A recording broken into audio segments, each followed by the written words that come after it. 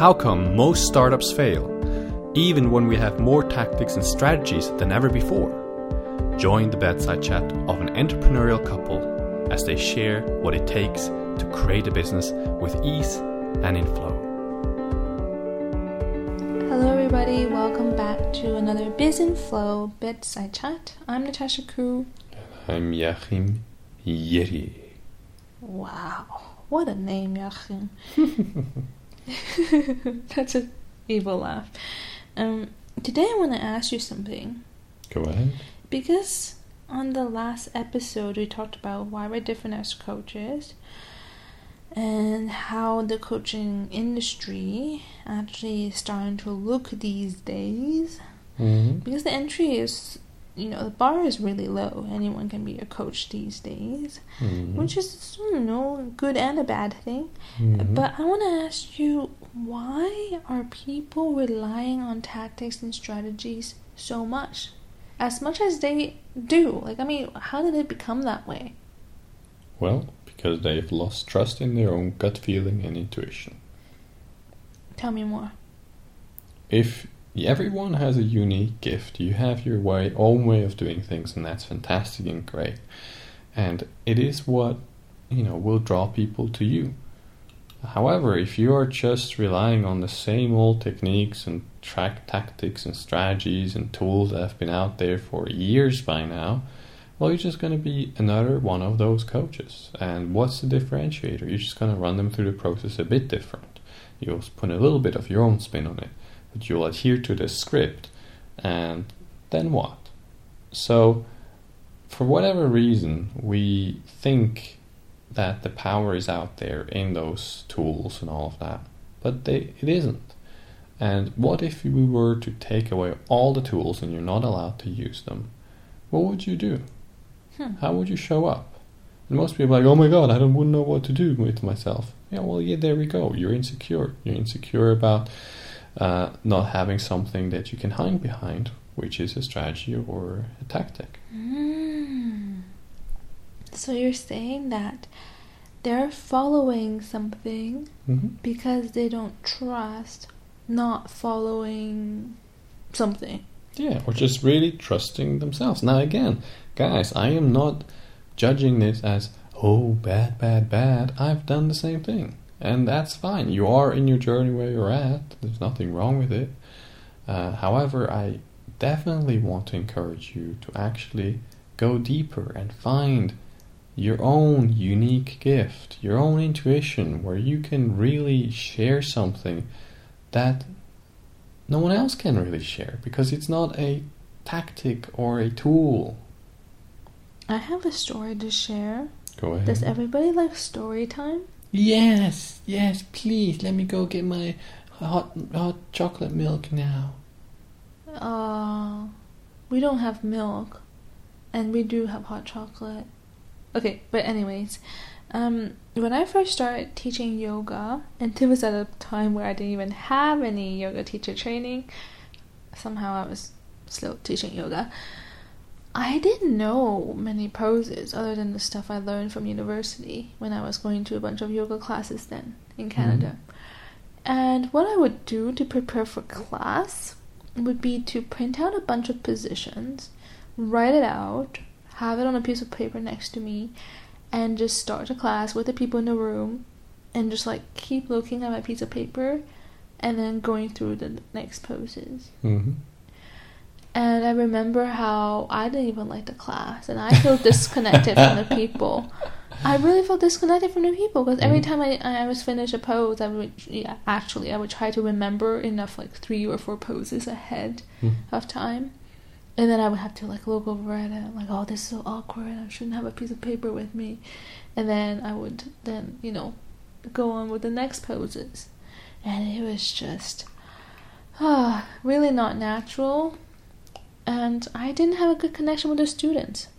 So fast forward a few years later, I actually went to yoga teacher training school, but I never even followed their sequence, to be honest. But I started to trust enough of the poses that I did do practice at home and things like that, that when I began teaching this time, I did what I felt like. Mm. I was really feeling the room, whatever that means. I was just connected to the people. I was feeling what was needed next, and I would just do what I felt was right. Now, I don't teach yoga on a regular basis. Sometimes I do, and then I have some nice gigs. For example, in the winter, I teach at an old folks home here in Switzerland, and fun things like that. But when I substituted yoga classes, people were so connected to me and how I led the class. People applauded. Have you ever been to a yoga class where you're all zen and like after savasana, just like the corpse pose, that's where you get to like almost take a nap and not sleep?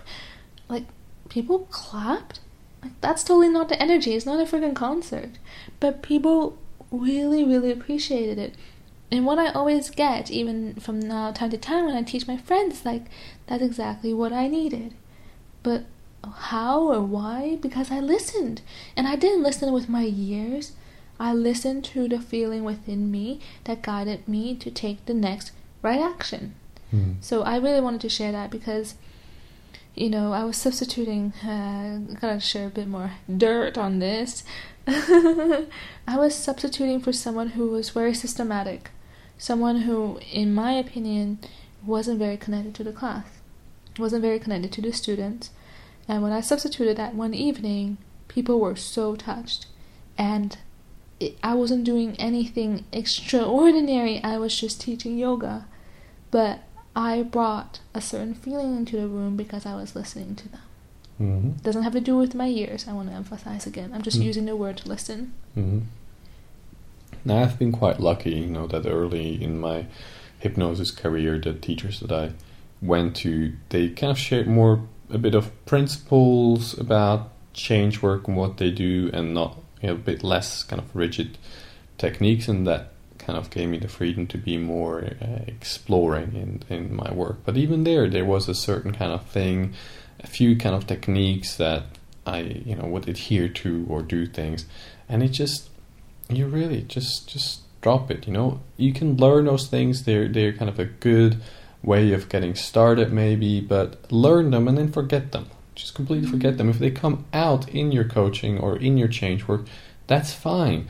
Guess how those, you know, techniques were designed in the first place? They were taken from people who are good at change work, and those change workers create them spontaneously in the moment, and then people saw it and they're like, oh, this is a technique, so I'm going to use that technique. Well, you can create a new technique every time with a new client.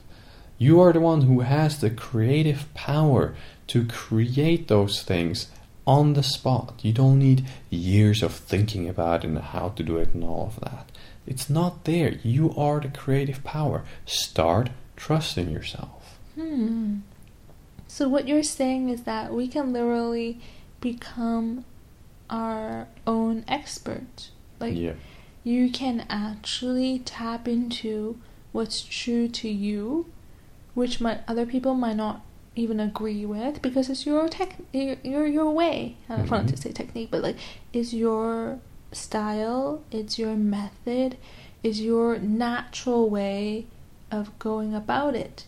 And that's the thing, isn't it? Because sometimes people will teach us a certain system, a certain method. You try your best to learn it, and then it's just hard because you're just imitating it, and it doesn't come natural to you. But it came naturally to that person who created the method. I wonder why. Yeah, exactly. So realizing that you guys, you are the creative power, you are the creator, you are connected to the same source that any other person is connected to who came up with any kind of strategy or technique or anything like that, that really can liberate you to just let go, be in the moment, connect to the client, because that is where the magic is anyways. Connect to who you have in front of you, and it doesn't matter whether you're a coach or not. Even if you're just having a conversation with someone in business, connection really can help you to move a conversation into a fruitful direction. No, I gotta emphasize that before you even try to connect to your client, first have a good connection to yourself. And I think that a lot of people, or, you know, at the beginning of this podcast, we're talking about why do people depend on the intellect when it comes to finding their coaching style or even the techniques that they use. And I think as long as you have this guideline or this guidebook manual on the side, you depend on that, and that means you don't have to connect to yourself, see how you feel, notice what's going on within you, and notice whatever wisdom that's bubbling up from within you. And I know that when people are just starting out, or you're even thinking to be a coach, you know, what we're saying about finding your own style, your own truth, your own wisdom, it might sound a bit overwhelming. Because maybe for you, yeah, it was meditation, it was yoga, it was massage or dancing or whatever that really helped you. So maybe you're thinking that's all I've got. But now that has transformed you, what now? Like, who are you now today? What connection have you established within yourself? And I don't believe that it has to be an overwhelming thing. It's just an ongoing process of discovering who you are. And like at the beginning of the journey of starting Business Flow, just as we put a part of ourselves into the business, it's just a reflection of who we are. I think any coaching style, when it's authentic, is just a piece of who you are. And also, you know, keep in mind, if you feel pulled to a certain direction, or you want to go learn from a certain teacher and all of that, go ahead. I have learned from many people, and I've taken from every single one of them something with me. And that informs my coaching and my change work today. So, you know, some things, they just come up as I work with them, but I just never think about, oh yeah, right, so this is the first step, and this is what next thing has to happen. I have to make sure the client is in this kind of state and all that. That's all gone. That's nothing of that is there. Because I know I have a life being in front of me, and they are wherever they are at. And when I connect with them, when we are there together in the moment, that's when we create magic. So in a way, when you don't have to rely on tactics and your intellect, you don't have to micromanage the situation or your client. Absolutely. Oh my goodness, micromanaging, just thinking about it gives me anxiety. It's so stressful. It is, micromanaging. Yeah. And I want to add another reason why people might be depending on their intellect and certain manuals and certain tactics.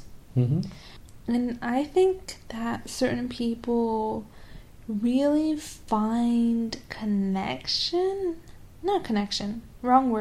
a sense of belonging when they are in a certain school of thought. Or they're like, oh, I'm a part of this group, I'm the hypnotist, I am this, and I am that, and I am, you know, they somehow belong somewhere.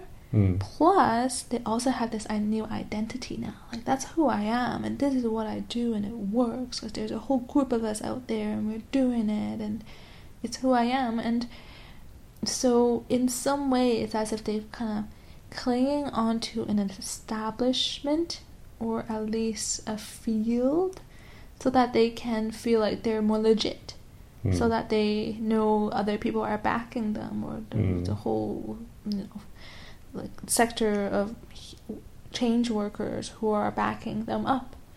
And I think that if someone is insecure in their own ability, and they need that kind of sense of belonging, they need that sense of, okay, it is actually legit what I'm doing because it's that well established, well then I would imagine that when they are questioned, or when that skill or that technique is questioned, they would really take it personally. Because it's like, oh my goodness, how dare you, you know, disagree with my work, and don't you know that and my worldview, and don't you know it has helped this many people, and there are so many practitioners out there, and it works, and da da da. Are you saying that this is all hocus pocus? Because, well, it's not, you know. I can imagine someone really, really going into the defense to keep that up.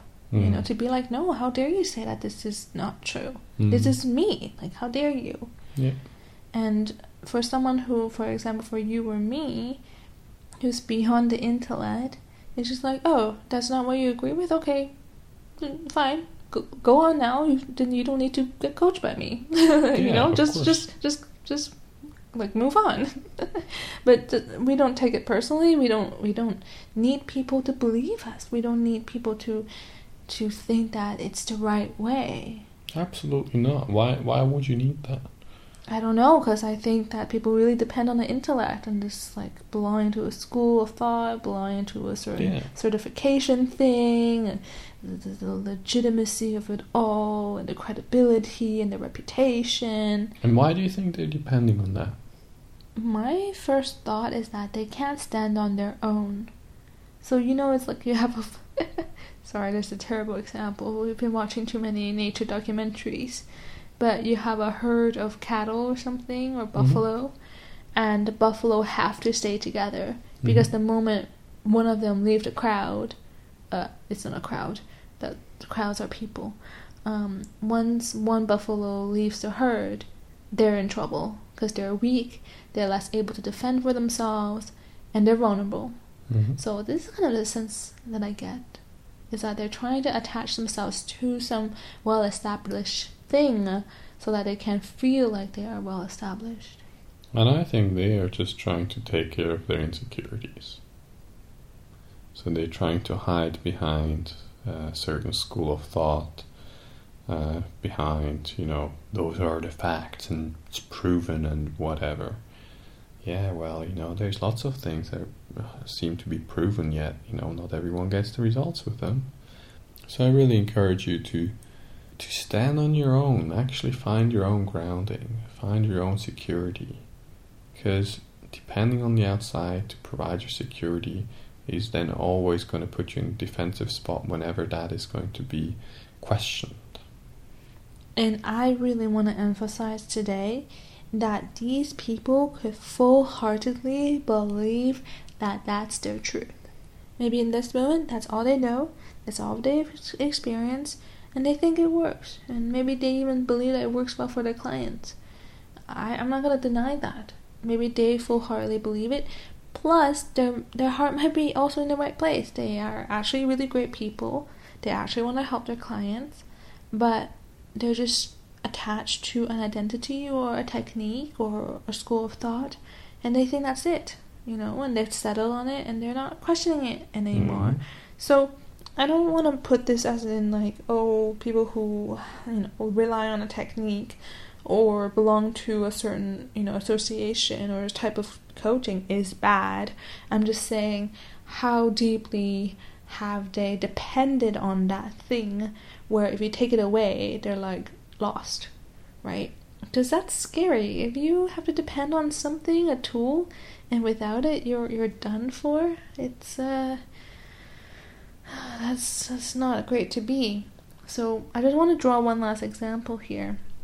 When I was in university, my friends, they are engineers, and there's this organization called Engineers Without Borders. I think they also have Doctors Without Borders. Have you heard of this? I have heard of Doctors Without Borders. So literally, you know, it's, I think, students, or maybe you can also already be a practicing, I don't know, a doctor or an engineer, and you go to developing countries, so you help out there. And then we have a friend who also mentioned this, where when he got there, he was so shocked that he didn't have the equipment that he needed to perform the surgery, or the facility wasn't just up to par with what he actually wanted to do, was capable of doing. Now that's the thing. If you're someone who really knows your stuff, then no matter what the situation is, either you can improvise, but you have this truth within you, like a principle that you can follow, you can teach, you can share, and you just, of course, you might not be at the maximum because you don't have the right environment to really, you know, provide, you know, the maximum value that you can, but at least you can still give something. You can still provide value. Now, someone who's totally dependent on the tools and the right environment, the right circumstances, if they go to the whole, you know, Doctors Without Borders, Engineers Without Borders, they don't know their fundamentals, they don't have a good grounding, they don't have a good foundation, all they've been relying on is this stuff, right? Then throw them in that kind of situation, and in this case it's like, you know, with their skills in a developing country without the tools they're used to, without the comfort they're used to, how much value can they really bring? So this would be kind of my, like, the equivalent or the example or the test that I want to say is that if someone really knows their stuff, they really have their skills, they got really a good foundation, they can function and they're not going to be completely lost. Yes, they're going to be uncomfortable, they need to improvise, and, you know, it's not going to be as great as back home, but still they're able to help the people and do something. Yep.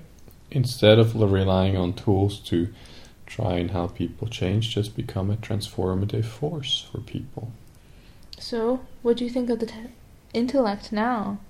And the whole coaching world out there? Well, you can let us know. What? Oh, that was a question? For me? I don't know. I thought it was a question for the audience. I'm too confused now. Alright, well anyways, I think it was great talking about it, about the coaching world, about the tactics and the tools and the strategies and why people are depending on them and why we are encouraging you to step away from them and follow your own intuition and gut feeling and to actually stop depending on the outside for those things, for the security and all of that. Anything else? I hope that this episode has inspired you to find your own voice, to find your own style, to begin to question all the techniques and tactics and strategies that you currently rely on, and begin to explore what are you personally capable of. What is that unshakable foundation, that grounding, that something that's within you, that no matter what situation people throw you into, you're able to bring that out, right? So that is special to you. And I question what you know, I question what you have been learning, and I'd ask yourself, what is truly my own? And if you don't have that something, how can I create experiences so that I can find out what is my own? Yep, and remember, you are the creative force, just as anyone else out there. Absolutely. So if you feel like you need a bit of help, or you're like, I'm so busy trying to do the right thing and imitate everyone else's success or version of whatever, then please head over to businessflow.com and we'd love to get in touch with you. Just head over to the Work With Us page and then you can hop into a free call with us and we'll figure it out together with you. Get some clarity and, my goodness, let's set you free. Good night, goodbye, be free. Good night, everybody, and we'll be talking to you tomorrow.